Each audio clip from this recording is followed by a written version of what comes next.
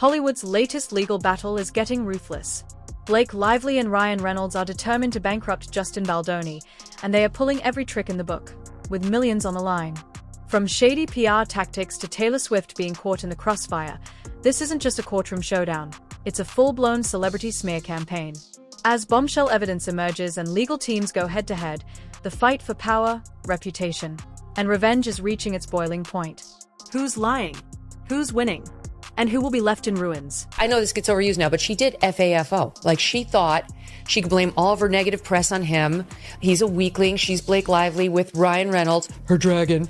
And she decided, I can't take 1 month worth of negative press, which she got, generated, she says, by him. He says, by you and your badness. And she's so thin-skinned, look what happens to you. Look what happened to poor J. Cal even on this show. People get picked on when they're in the public eye, right? Like, just Google Megyn Kelly. You'll see terrible articles about me. It's part of being in the public eye. She's just used to being Hollywood's golden girl. And she had such thin skin that after having a couple negative things happen to her for a month, she had to blame him. She decided to blame him. And boy, did she open up a hornet's nest and learn, be careful what you wish for, because now you've got the fight you asked for and you're not winning it. The ongoing feud between Blake Lively, Ryan Reynolds, and Justin Baldoni has escalated into a full-blown legal and financial war, with accusations flying and reputations hanging in the balance. What started as a dispute over the film It Ends With Us has spiraled into a high-stakes battle of power, influence, and potential financial ruin.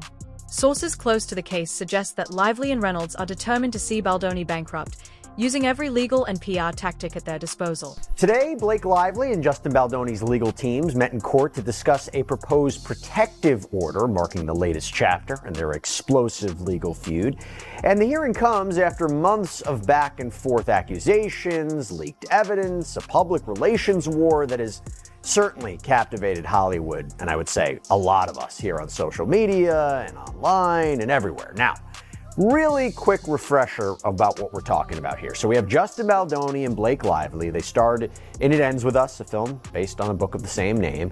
And after filming had wrapped and the premiere had happened, Lively filed a complaint with the California Civil Rights Department, saying that Baldoni and others within his company, Wayfair Studios, made her uncomfortable on set, that she was harassed, and that Baldoni even sexually harassed her.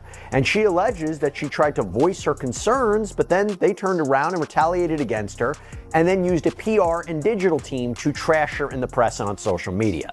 And the whole thing was written up for a piece in the New York Times, who Baldoni then sued, saying that they had trusted Lively's side of the story as fact and had barely reached out to him or his team for comment, and even didn't do the proper due diligence and didn't provide context and the full story. This again, all according to him. At the heart of the dispute is Blake Lively's claim that Baldoni, who played a key role in the production of It Ends With Us, engaged in misconduct that damaged her career.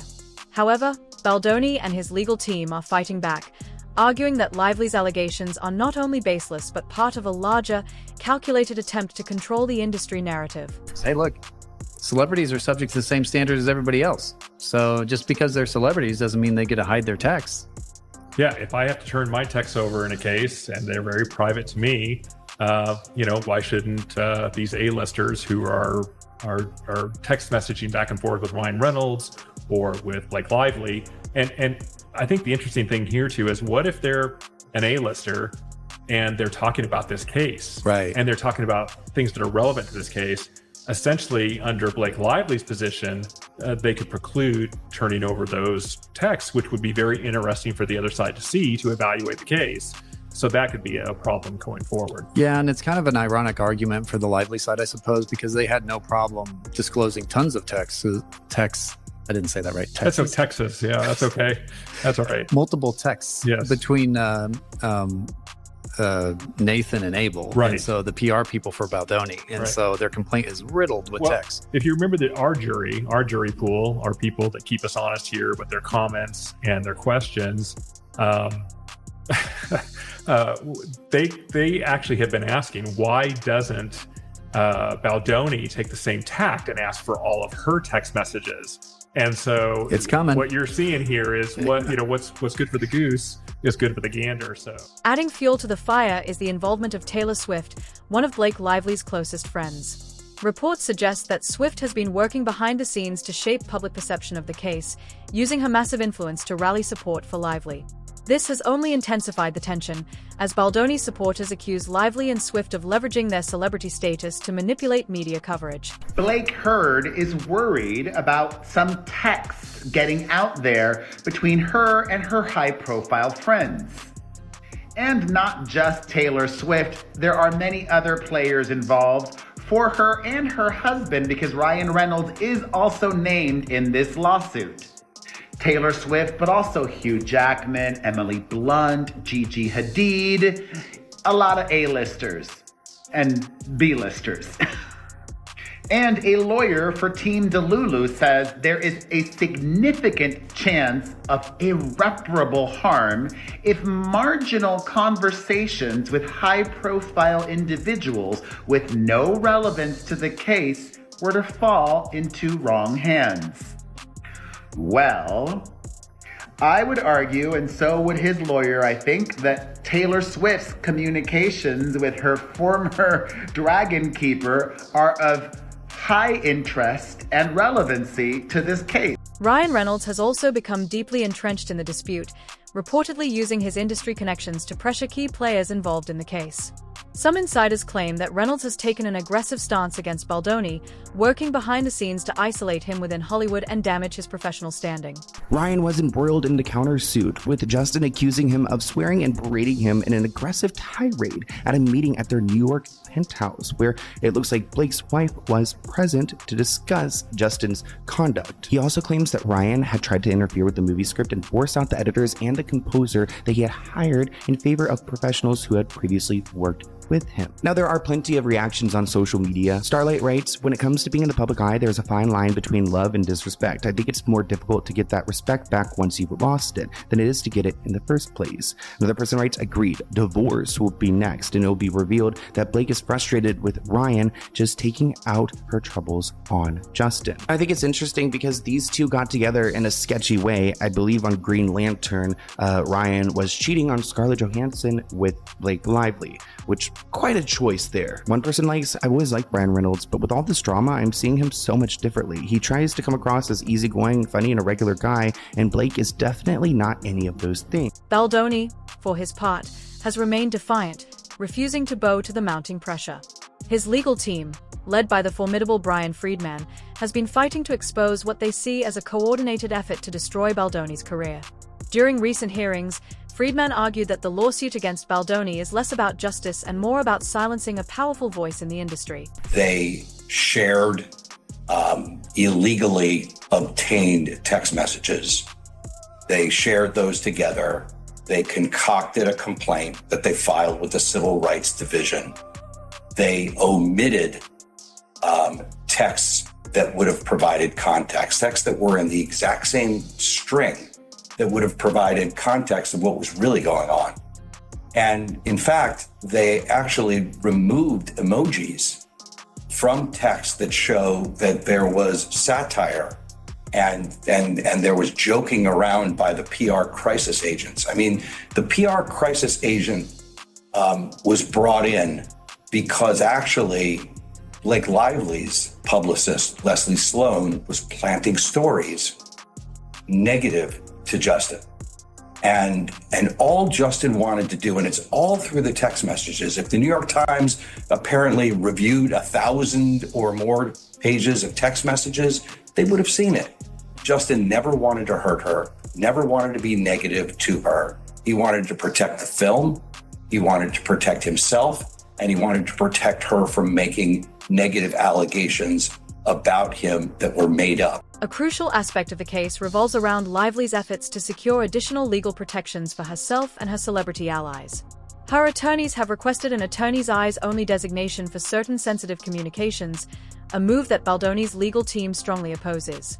Judge Lyman, who is presiding over the case, has expressed skepticism about this request, emphasizing the public's right to transparency. Friedman did this whole thing. I don't see why this case is different just because it's celebrity to switch the burden. There's already protection orders in place where they can go to court to make those requests and meet and confer.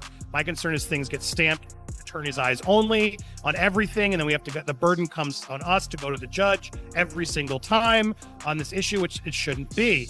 And he's right. Basically, that's idea. Like, if everything gets to be stamped attorney's eyes only on things that Blake's being careful of, and then if there's a question that can come, of course Blake's team's gonna be like, nope, sorry. And then Team Justin's got to go to every time a judge and go to complain every single time. Whereas Friedman was making this point that it's like the burden should be on you. There is a place and already happening. If you want extra protection, go request it. You could come to us still, but go request it. And that way the burden is on them. And the way he explained it made so much sense. No?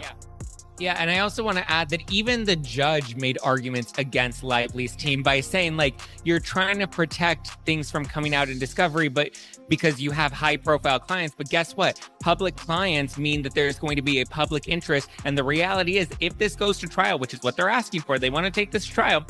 If this goes to trial, these things will be made public regardless. So what is the point of concealing it now if it's going to be accessible to the public eventually? The judge's hesitation to grant Lively's request has only added to the drama, with legal experts speculating that the ruling could significantly impact the trajectory of the case.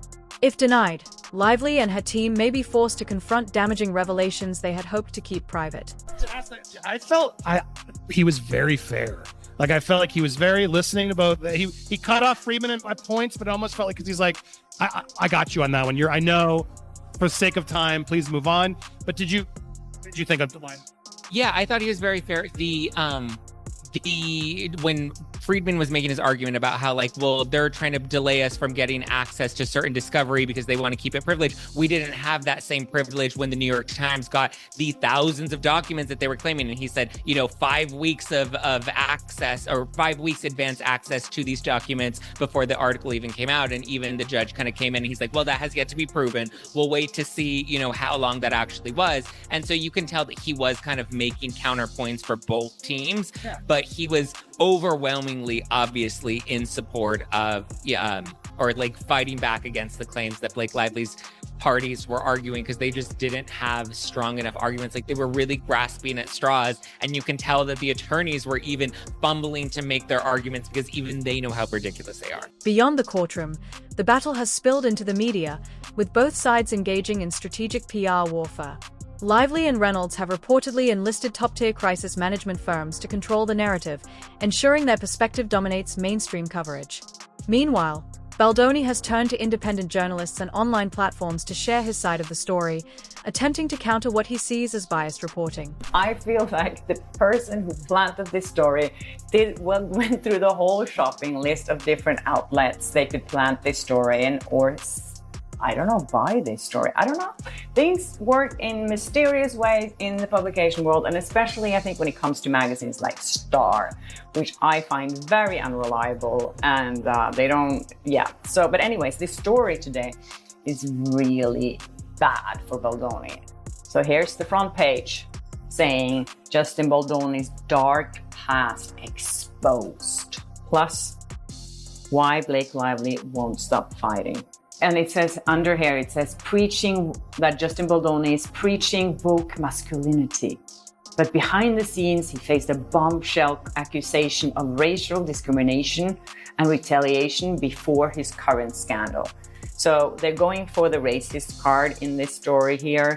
Yeah, so first they start talking about how he has been going public about the, this TED Talk that he did about toxic masculinity. Baldoni, while successful, does not have the same financial war chest as Lively and Reynolds. His ability to sustain a prolonged legal battle remains uncertain, and some sources suggest that his team is already feeling the strain. However, Baldoni remains resolute, reportedly considering countersuits that could turn the tables on Lively and Reynolds. And it's just disgusting when you go after someone, you try to destroy their life. And actually the evidence shows something different. Blake Lively was no victim here. She was in control, she was in power, and she took over this film. So for those who are not in the Hollywood world, what is wrong with her taking over the film? She's a big star. Her name is what made it. It's what got eyeballs on it. How unusual is it, as you allege in your lawsuit, to have an actress come in and start editing scenes, taking over the final cut, excluding the director from it, the director and 2 editors on the film, in exchanges that we have now that we'll be posting on megankelly.com, are talking openly about how it's about to air, it's about to hit screens, and they haven't seen it because she appears to have wrested control from them. So how unusual is that? I've never seen it before in my 30-plus year career in Hollywood. Taylor Swift's involvement has added another layer of complexity as her vast fan base has begun weighing in on the case. Online discussions have erupted, with fans dissecting every detail and speculating on potential outcomes. Some have even drawn comparisons to past high-profile cases, arguing that the power dynamics at play could make it difficult for Baldoni to receive a fair trial. I want to believe that there are powerful attorneys, but I don't believe that they believe in their own case. I feel like they're like, shit, we have a job to do here, and Blake Lively is wringing our necks trying to get us to do this for her to protect Taylor Swift. But we have no case here, and we are desperately trying to protect her mental records, her mental health. It was her privacy, her medical records, and her and they protect the communication that didn't need to be brought into discovery, like essentially the text messages with Taylor Swift, which was just rich considering they were trying to get 2.5 years of phone records from Baldoni's team, which they said was a bit of a stretch. And yet here Blake Lively's team is saying, oh, well, actually, we don't want to make sure that any unrelated text messages get out. And all I heard from Friedman was saying, celebrities are just like us. You don't get special privileges because you're a celebrity. You started this shit. Let's open the door. Let's let it all out here. For now, the legal war rages on with no clear resolution in sight. With more hearings scheduled and new revelations expected, the battle between these Hollywood heavyweights is far from over. What is certain, however, is that the outcome of this case will have lasting implications, not just for those directly involved, but for the broader entertainment industry as well. So I think we're already starting to see there be some separation that should this continue to go any further, they're all going to start to turn on each other. Well, 100%. Like the theories that I'm hearing too, I'm curious from your sources, like from what I've heard, people are dying to be deposed because they're like, finally, I can speak because I'm being forced to under oath rather than having to do it and come out without, offending somebody. Go ahead, make me deposed, because then they're like, I can finally open up my mouth and say what I wanted to say. Have you heard that too? I haven't heard that personally, but I think there's so many people that are dying to let the truth out finally on both sides. People that really want to stand by Justin and people that really want to maybe finally let the truth out about the nefarious practices of this horrible industry.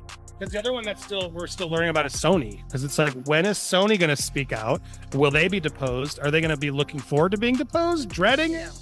And Nettie. She's in the middle, right? Both lawsuits use her as a way. Actually, thank you for reminding me.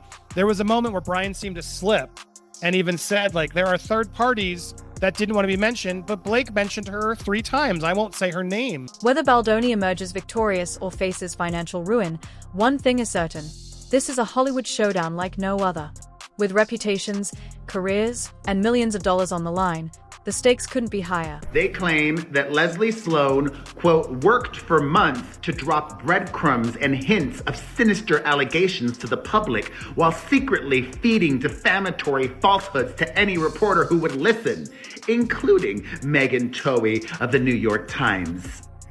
As a direct result of the Sloan parties and their co-conspirators, the Wayfarer parties have been damaged beyond measure.